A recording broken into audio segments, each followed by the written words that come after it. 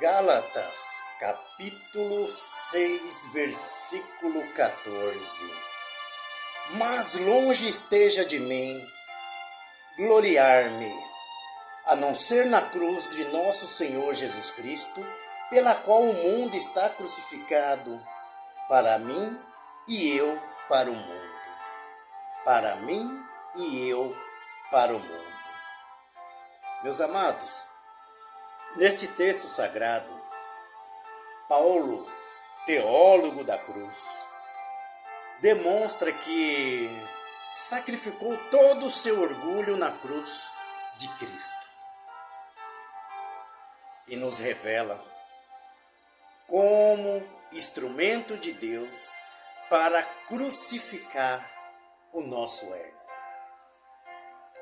Meus amados, como se gloriar de algo que sempre foi utilizado como instrumento de tortura e crueldade? Como?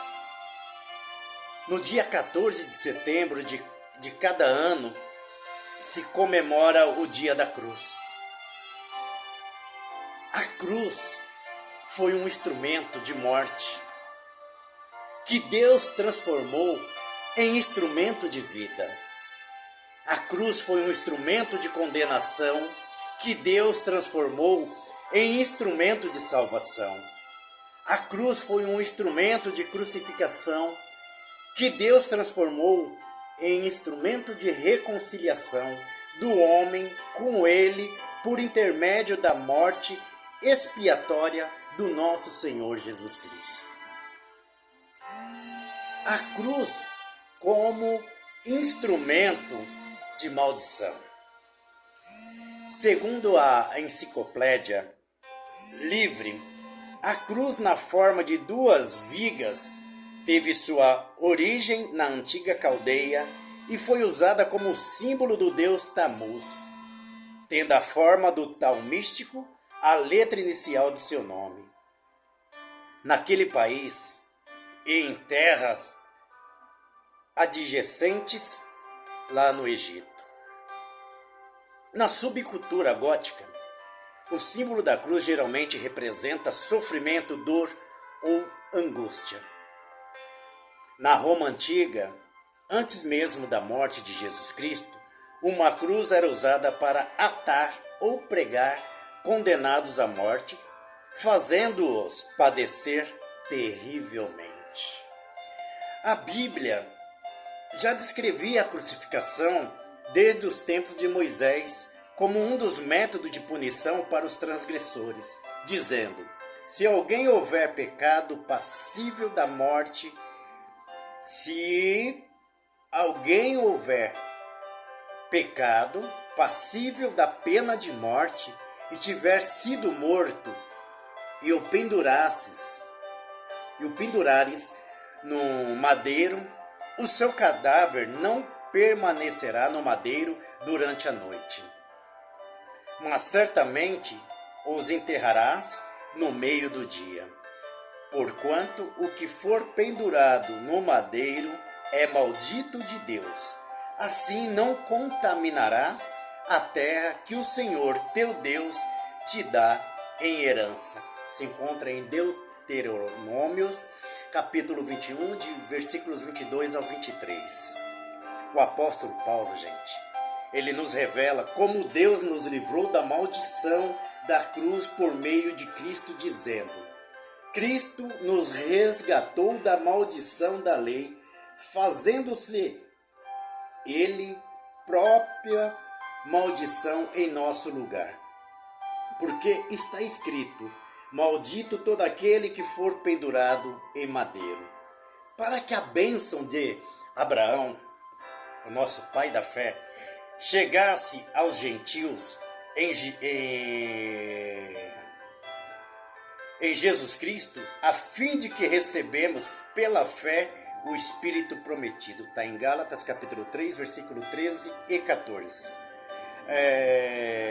Jesus Cristo, ele nos revelou o verdadeiro significado de ser um cristão, dizendo: se alguém que vir após mim, a si mesmo se negue, tome a sua cruz e siga-me. Está lá em Mateus capítulo 10, versículo 38. Meus amados, tomar a cruz significa a negação de si mesmo. E nem todo mundo quer deixar a sua zona de conforto para carregar um instrumento de abnegação, de tortura e de morte. As pessoas sempre têm um compromisso para colocar Deus em primeiro lugar na sua vida. As pessoas viajam longe para uma partida de futebol, para um baile funk, para um samba, mas não tem coragem de ir numa igreja adorar a Deus, que é do lado da casa dele. Você seria capaz de carregar essa cruz? Jesus está dizendo: se alguém que vir após mim, a si mesmo se negue. Tome a sua cruz e siga-me. Negue-se a sua carne, os seus desejos. Busque e coloque Deus em primeiro lugar na sua vida. Deixa Deus ser o controle da sua vida. Entretanto, o único caminho para a autorrealização é a negação de si mesmo. Sim. O único caminho para a nossa realização plena é torturar o nosso ego e renunciar os nossos desejos que não glorificam a Deus. Meus amados, tudo que nós temos que fazer em todas as situações, no trabalho, na faculdade, no seu passeio, é glorificar a Deus. Deus tem que ser glorificado a todo momento. Deus nos trouxe para esse mundo para que nós crescêssemos espiritualmente, que encontrasse o caminho verdadeiro, que está em João 14,6. Eu sou o caminho, a verdade e a vida, e ninguém vai ao Pai se não for por mim, Jesus Cristo.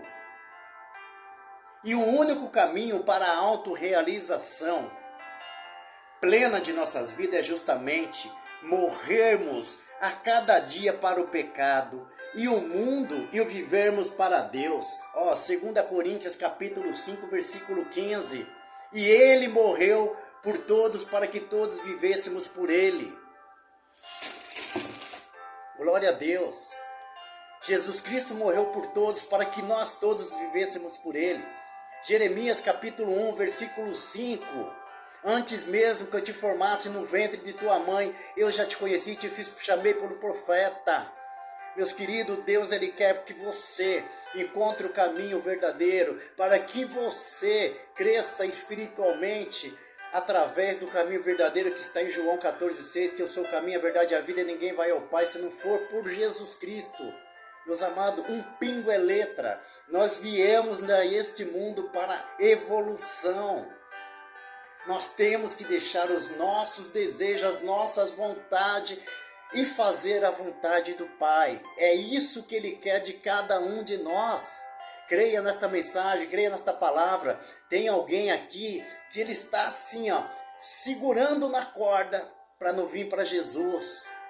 Mas chegou a sua hora, meu querido. Ouve essa mensagem 2, 3 vezes, abre o seu coração. Que você vai sentir a presença forte do Espírito Santo falando contigo. Vem para Jesus.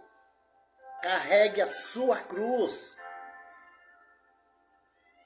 Seja pleno em alegria, prosperidade, felicidade. Não a felicidade que o mundo te oferece, que é por pouco tempo, mas a felicidade de você estar em Jesus Cristo é para sempre. É uma felicidade eterna, meu querido. Sim, é felicidade eterna. Que Deus te abençoe. Que Deus abençoe a vida dos seus familiares. Que você tenha uma semana maravilhosa. Que Deus os abençoe.